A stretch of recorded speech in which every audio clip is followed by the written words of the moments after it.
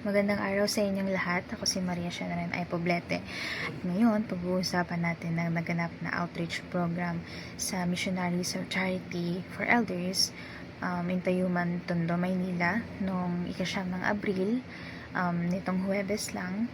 At ang ating naging beneficiary nung araw na iyon ay ang mga nakatatanda o mga abandonadong nakatatanda na talagang may iniindang sakit o kapansanan.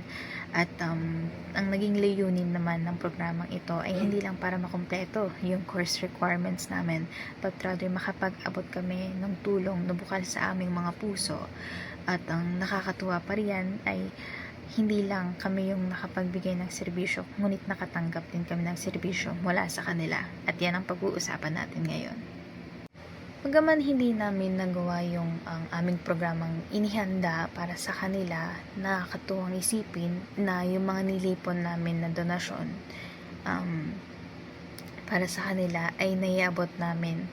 At talagang kahit sa simpleng ganitong bagay, nakapagbigay na rin kami ng serbisyo sa kanila. Kaya nga tumatak sa akin yung sinabi ni sister na you did it to me, na yung ibinibigay nating serbisyo sa ibang tao, lalo na sa mga nangangailangan, ay inaalay din natin sa Diyos at inaalay din natin sa ating mga sarili. Kaya naman natutuwa akong isipin na bagaman nandun kami para sa aming layunin na makapagbigay ng serbisyo, nabigyan din nila kami ng serbisyo. Nabigyan din kami ng mga ngiti sa aming mga labi.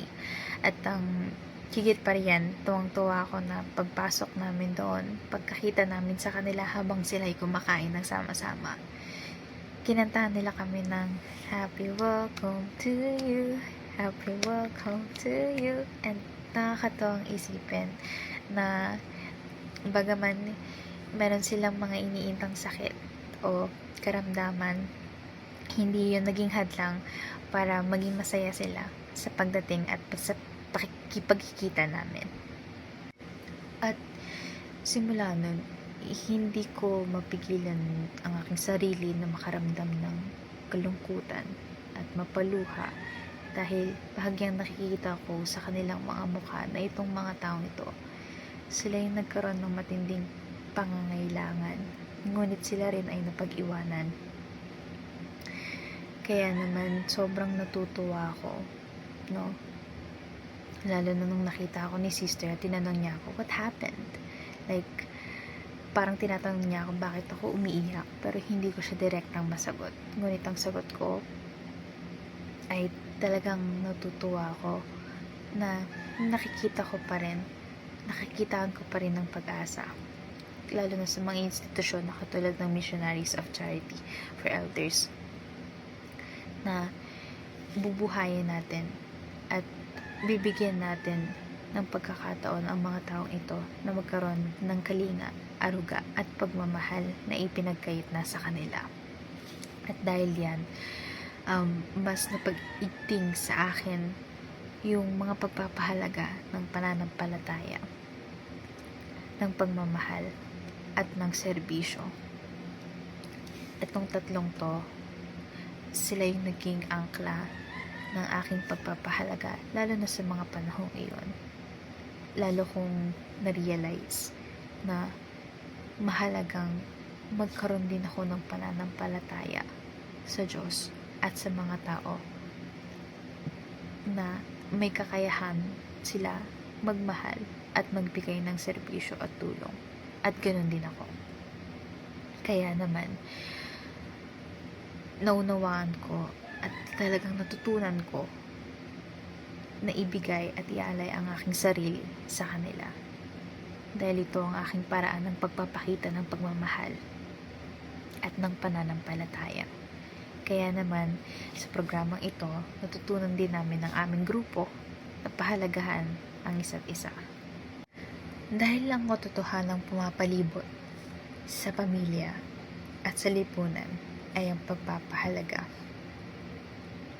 Naniniwala ko na values anchors the family and society. Kasi ang dahilan kung bakit natin ina-uphold o ini-enliven ang ating mga values o ating mga pagpapahalaga ay hindi lang para i-preserve ang buhay. Tama? Ngunit dahil gusto nating bigyan ng importansya ang bawat tao na nakapaligid sa atin. Ngunit dahil sa napakaraming pagbabago and values issues in social change, nawawala yung pagpapahalaga na yun, lalo na sa pagdaan ng panahon at sa pag-usbong ng napakaraming multi-generational gap. Ang ating mga elders ay naiiwanan ng panahon at ng pagpapahalaga. Kaya naman, kapag dumating ang panahon na ako na ay isang values educator, hindi lang ang aral ng content ng dapat ang aking dadalhin, ngunit yung mga nakikita kong pagkukulang sa lipunan ay pagtitibayin kong muli upang matutunang punan at buhayin ng bagong henerasyon. Bakit? Bakit kailangan nating bigyan ng pagpapahalaga o ng aruga ang ating mga elderlies o mga children na may matinding pangangailangan?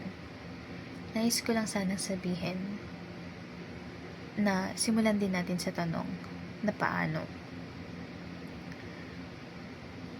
Habang sinusubukan nating sagutin ang mga katanungan na paano natin ibibigay o paano tayo magbibigay ng pagmamahal, ng aruga at ng tulong to fill in their needs, we also fill in the needs to determine our purpose and meaning in life.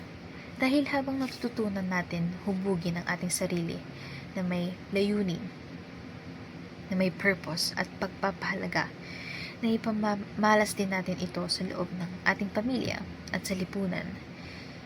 Kasi you cannot give what you do not have. Magkakaroon tayo ng puso na ipamalas ang kabutihan sa ating sarili, sa ating pamilya, at sa iba.